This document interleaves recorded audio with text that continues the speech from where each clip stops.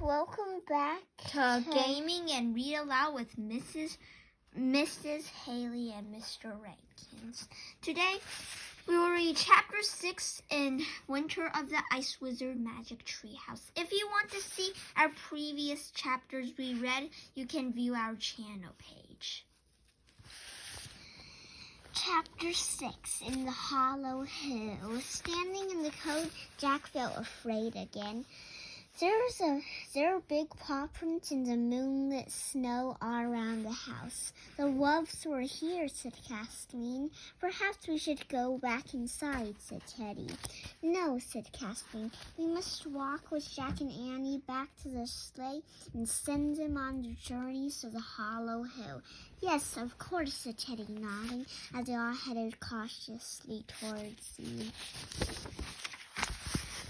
rocks.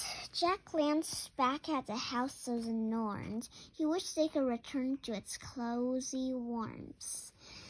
Kathleen put her hand on his shoulder. Come, she said, you must hurry. Jack trudged with the others through the passage in the rocks. When they got to the other side, there's no sign of the two white wolves.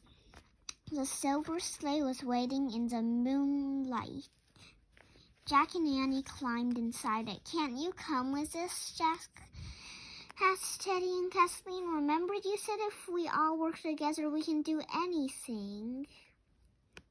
Aye, said Teddy, but what the Ice Wizard said is true. Only mortals can undo a bargain with the fates. Do not fear, said Kathleen. We will be with you in the spirit, and we will meet you back at the wizard's palace at dawn. How will you get there? Asked Annie. I have a few rhymes I could try, said Teddy, smiling. And I have a bit of silky magic, said Kathleen. And we have our wind strings, said Annie. Hasten then to the Hollow Hill, said Kathleen. And remember what the Norns told you, said Teddy. Never look at the frost giant. I know, said Jack. He pulled out the wind string. He took off his gloves and tied a knot. A breeze began to blow. Jack untied a second knot. The breeze grew stronger. The sail unfurled, and the runners slid forward. Jack untied a third knot. The wind blew hard. The white sail snapped, and the sleigh took off through the night. Stand fast, Teddy called after them. Jack and Annie waved goodbye to Teddy and Kathleen as the sleigh slid swiftly over the sea ice. Soon the sleigh bumped onto the snow-covered plain and veered off sharply to the right. No, towards the North Star, Jack called to Annie. Annie turned the rudder, steering the sleigh back on course. They sailed towards a bright star in the distance. As the silver runners swished across the windswept snow, Jack braced himself against the cold. He kept a lookout for the white wolves, but he didn't see any signs of them as the sleigh sped across a moonlit plain. Soon he could see a row of snow-covered hills in the distance. Look, he said, there it is. He pointed to one of the hills. The only one was at a peak. Tie her down, Annie shouted. Jack tied a knot in the string, and the sleigh began to slow down. He tied a second, then a third. The wind died down completely, and the sleigh coasted to a stop at the foot of the hollow hill. Jack and Annie climbed out. Jack looked up at a steep white slope. How do we get inside? He asked. I don't know, said Annie. How do you think the frost giant gets inside? Oh, the frost giant, said Jack. He really wished Teddy and Kathleen were with him. He felt as if part of their team was missing. Annie seemed to read his thoughts. We can do it, she said. We have to, for Morgan and Merlin. Jack nodded. You're right, he said. They studied the hill in the moonlit light. Up there, is that an opening? Said Annie. Maybe, said Jack. Let's climb up and check it out. When they climbed a little way up the hill, Jack could clearly see a break in the snow-covered slope. Let's see if it leads inside, said Annie. Wait, what about the frost giant, said Annie. Said Jack. I have a feeling he's not here right now, said Annie.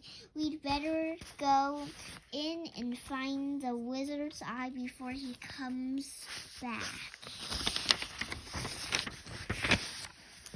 Okay, said Jack, but be careful. They scurried further up the slope. When they came to the opening, they stepped through the huge crack in the hill. Jack and Annie found themselves on a ledge above a deep, rounded hollow. Moonlight flooded down through the open hilltop. At the bottom of the hollow was a flat spot where it looked as if the snow had been blown in circles. That must be where the giant sleeps, said Annie. Yeah, and it's probably where he hides the eye, said Jack. We just have to find a hoe, remember? He repeated what the Norns had said. In the hollow hill is a hoe, in the hole is a hailstone, in the heart of the hailstone hides a wizard's eye. Right, said Annie. Jack looked down at the snowy swirl. He looked back at Annie. Onward, onward, she whispered. Jack and Annie scrambled down into the hollow. Stepping carefully through the silver moonlight, they studied the ground looking for the hoe. Annie stumbled and fell. Whoa, she said. I think I just found a hoe. I stepped in it. Really, said Jack. He knelt down beside her. Annie reached out into the small hole on the floor of the hollow. There's something in here, she said. He put out a chunk of ice the size of an egg. The hailstone. In the dim light, it was impossible to see if anything was inside the ice chunk. We don't know if this is the right hailstone, said Jack. We'll have to wait till daylight to see if the eye's in there.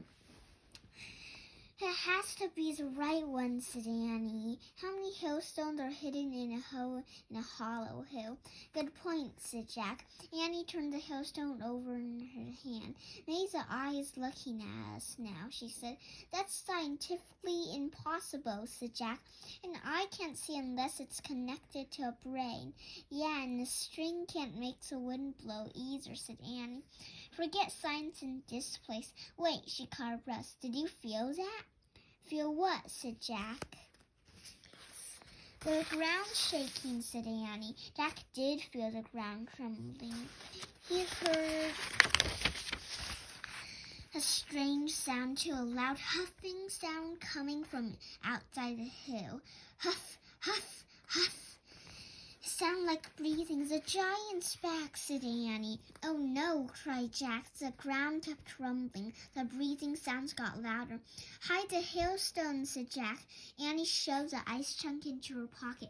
Huff, huff, huff. It sounded like the giant was entering the hollow. He's coming, said Annie. Hide, whispered Jack.